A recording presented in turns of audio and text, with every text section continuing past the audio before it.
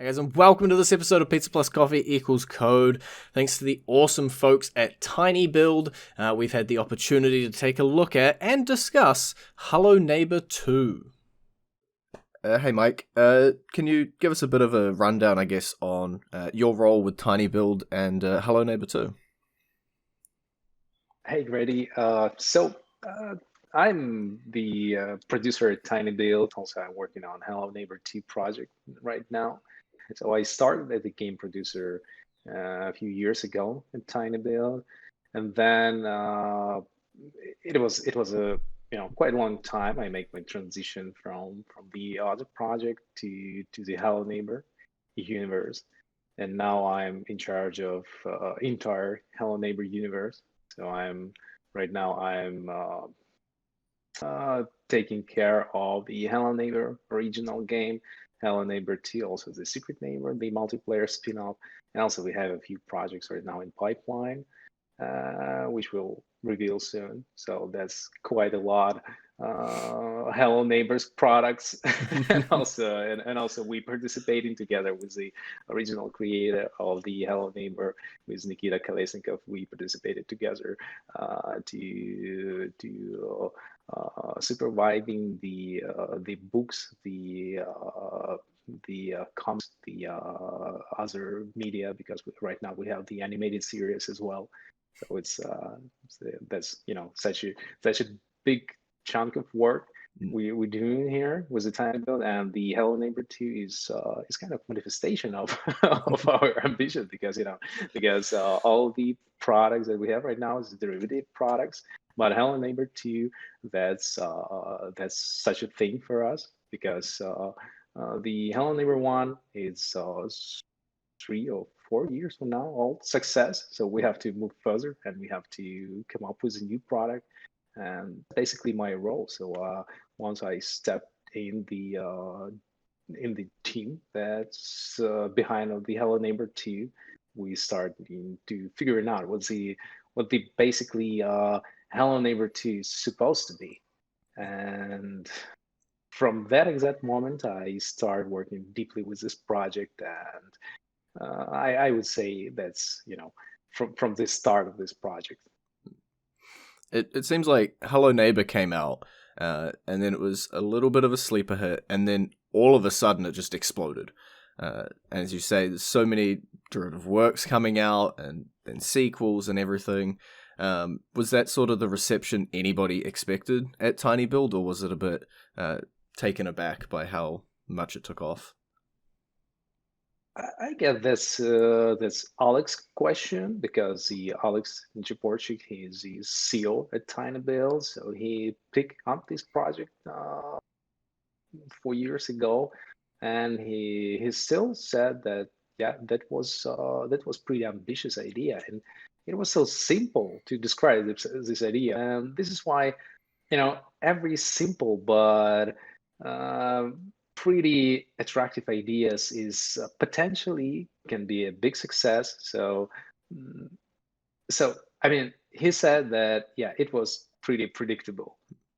I would say if I would be in his shoes, like 4 years ago, I would say, well, maybe I'm not quite sure that this success, but definitely this game was stand out of the crowd. This game was unique, and from the early stages, from the first alpha that was publicly appeared, publicly presented, it was generated the hype through the internet, a lot of hype. So that's basically is. I mean, this success is basically, that could be something unpredictable, but if you know what this genre is in terms of potential, and I mean, definitely that's what it is. That's AI game, AI based game, and I would say, like, the potential of AI game is tremendous.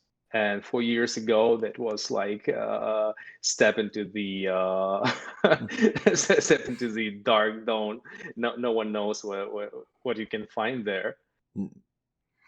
Uh, And I guess for maybe people who have been living under a rock or don't know anything about the Hello Neighbor universe, give us a quick rundown of what is Hello Neighbor as a video game. So the idea is pretty simple behind the Hello Neighbor as a game. It's if you just imagine the regular burps and you just watching your neighbor, which is pretty sketchy, and you saw that this guy locked the basement door and someone's screaming on the other side of this basement door, which is, which is pretty sketchy, right? So Hmm. just imagine this situation. This is something that people was really passionate about to sneak into his house, to investigate what's happened with what's going on with this door, what's going on with this with this whole situation, and then they find out the this scary grave, basically the grave in his house. So that's basically was the point. Like if you just suspect someone, and then you definitely know that this guy is kind of, I don't know, he's a murderer, right? If he has grave in his house. So this game is about the pretty interesting situation. But then it turns out that this is not only like linear story that you have to make investigation, and also this is a sandbox kind of sandboxish gameplay where you can play and messing around with AI, and that was makes the players really passionate about the idea to messing around with this guy, because because the appearance of this guy, it was quite unique this time. He looks kind of casual, but this casual look is, it turns out to really scary feeling when this guy chasing for you. so, no doubt, this is the essence of the game. When you're messing around with AI, when this guy chasing for you, and you're trying to find his dirty secrets. What is some of the biggest differences between Hello Neighbor 2 and the first game? So the biggest difference is, so we make a big groundwork analyzing what we did in Hello Neighbor 1, and how to improve the product, the core mechanic of the game. And the biggest difference is that the Hello Neighbor 1 was a linear story based on chapters. We had these 3 chapters there, and every chapter was the was the was every chapter is has its own end, and you're not able to get back to the first chapter if you complete the second chapter, for instance. Mm-hmm. So what we did in Hello Neighbor 2 on the start, we figured out that maybe the sandbox nature of the game is more valuable than the chapter structure, because chapter structure is support the narrative part of the game, it support the storytelling, but it makes it makes too difficult to increase the amount of sandbox mechanics, to increase the amount of mechanics where you just playing with AI and have this freedom of movement, freedom of choice. And we're trying to make this bad. So it's basically about the big open world, where you can, it's kind of open world. It's not like GTA series, but still you can play with a lot of objects on the scene. You can sneak into every house in the Raven Brooks, because in the Hello Neighbor 2 there were only 2 houses, your own house and your neighbor's house. So right now you have the entire neighborhood for playing around, and such a difference between these 2 titles. So in the Hello Neighbor 2, we trying to incentivize player to use this freedom of choice to make the gameplay more unique and unpredictable. So the outcome of the exploring the free space is more like, your own experience. You can just, you can just trying to find some hidden stuff and spending a lot of hours just to dive in deeper into every single building. Also, you can just focus in on main quests and complete the story and say like, yeah, that's enough for me. With Hello Neighbor 1, we saw quite an iterative release cycle, sort of improving every time. And with the sequel, we've got Alpha 1 out at the moment. How useful is that feedback between versions from the player base in helping the game? That's super useful, I would say, because it's pretty sophisticated to understand the player's reaction. Especially considering that the genre of the Hello Neighbor is very experimental. No one knows really what is the most valuable parts of the game, because even if people kind of like something in Hello Neighbor 1, it's not basically mean that that would work with the same outcome in Hello Neighbor 2. And the public alphas help us a lot to understand how players react on the concept of the open world. For instance, we launched the alpha one, and then we make a survey, and we saw how people reacting on the concept of the open world. And that give us a solid ground to understand, are we moving in the right direction? Do we need to tweak something? Do we need to improve some parts of the game? So I would say, as more public alphas we have and betas along the way, is better for the project. And along with those public alphas and stuff like that, they seem to really appeal to the YouTuber crowd. Do you have any idea why this game blew up so big with the YouTubers? Well, that's such a good question. We analyzed like a long time what is the YouTube success, and also we saw how YouTube channels growing with the Hello Neighbor as well, because Hello Neighbor produced a lot of content for YouTubers those time, and still it produced a lot of content that YouTubers like to share with the viewers. And the essence of these phenomena is the all this sandbox nature, all this AI based situation that the game can produce. It's kind of unique experience. And also, I mean, if you see like the gameplay you playing on YouTube is so dynamic, and so what you're doing there is just trying to sneak into the house, and then you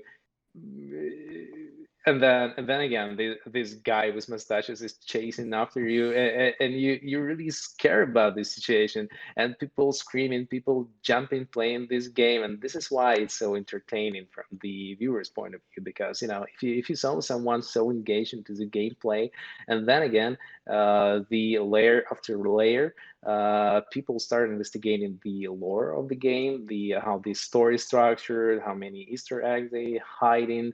And it was also another segment of YouTubers who uncovered all the truths about the Hello Neighbor, the community. We have a pretty supportive community, and those people, they are sharing the Easter eggs, the lore elements with each other, the gameplay mechanics, everything, which is produced a lot of hype around the game. And also, there were a category of the YouTubers who start playing Hello Neighbors because the viewer demand this.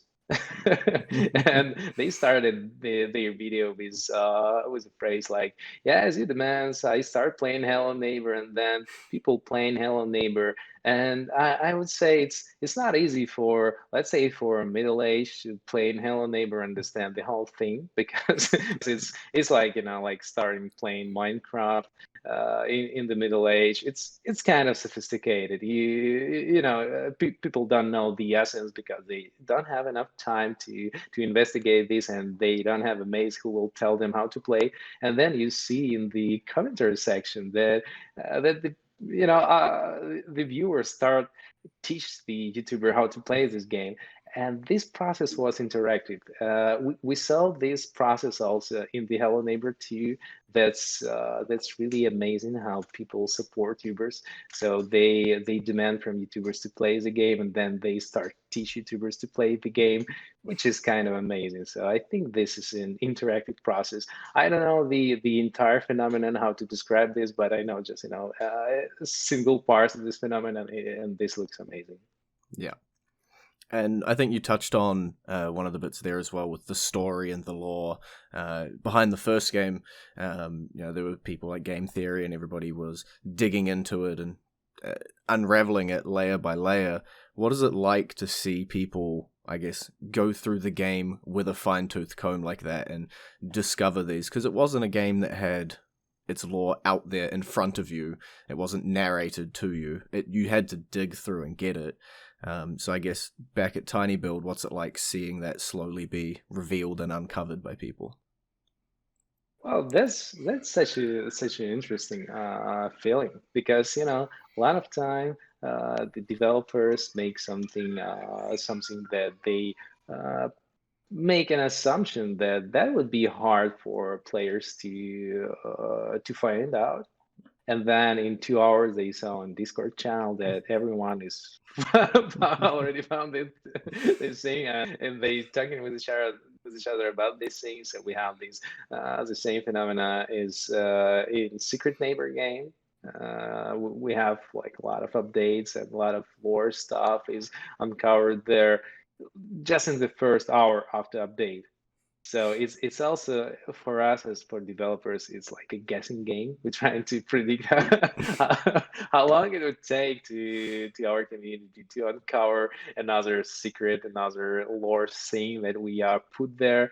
But some lore stuff is still uncovered, which which is kind of surprising for the players, I guess, because some stuff is still hiding somewhere. And I spoke a bunch with the original creator of the Hello Neighbor, the Nikita Kolesnikov. He lives as well in Netherlands, in my neighborhood, basically, because we live here in Helpesum. It's a pretty small town, and so I used to speak to him, and we also discussing a lot this hiding lore stuff that we have in Hello 1, or we are having in Hello Neighbor 2.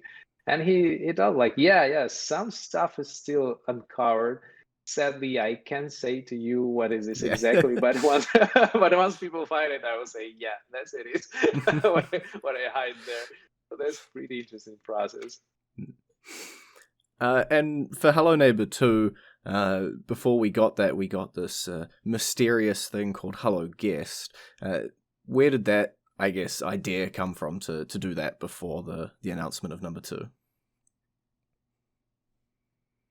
That's such a good topic, because the whole idea of the guest was evolution of the AI, basically, because we had a lot of iterations through the AI, and then once we find out that AI can be that sneaky and that weird, we started implementing it to the game. And also and also this character is something that taking place in the Hello Neighbor 2 universe.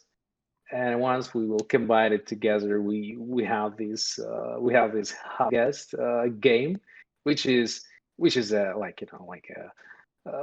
like a pre-alpha for the Hello Neighbor 2, basically. We planning to do this game as a pre-alpha for Hello Neighbor 2, but we had a lot of fun to playing with this AI, to playing with a new character, and we were kind of unsure whether players would like this new character. We were kind of kind of surprised how warm player take this new character and said like, hey, yeah, this is pretty weird guy, this Birdman or Crowman. So we used to call him a guest, but people people give him own name, the Crowman. So right now this is like in a like a hello neighbor family of of the AI based characters. Yeah, I guess with the neighbor, it was like unsettling creepy, where he was like he's got a sweater vest on, and now it's just straight up birds are creepy. Yeah, that's right. I mean, especially considering that this creature don't have an eyes, and and if this creature don't have eyes, you also like wondering where it's look now. What is is it look at me or not? And then it'll trip over a rope, and then you'll laugh at it, and all of a sudden it's not as creepy. Yeah, exactly. So if people want to learn more about Hello Neighbor 2 or have a go with the alpha, where can they go for that?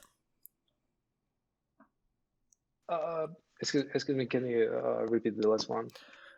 Is there a website or a social media link that they can head to learn more about the game? Yeah, yes, sure.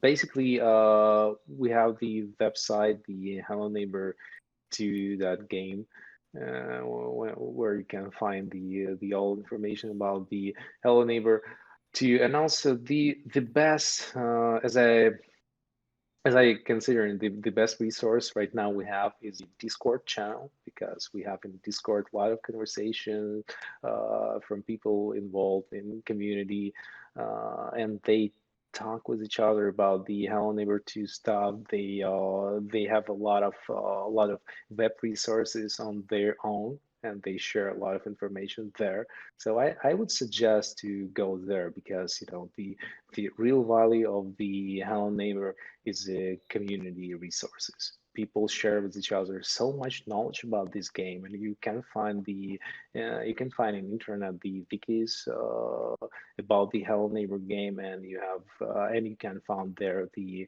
articles about the Hello Neighbor 2. So I would suggest to go there.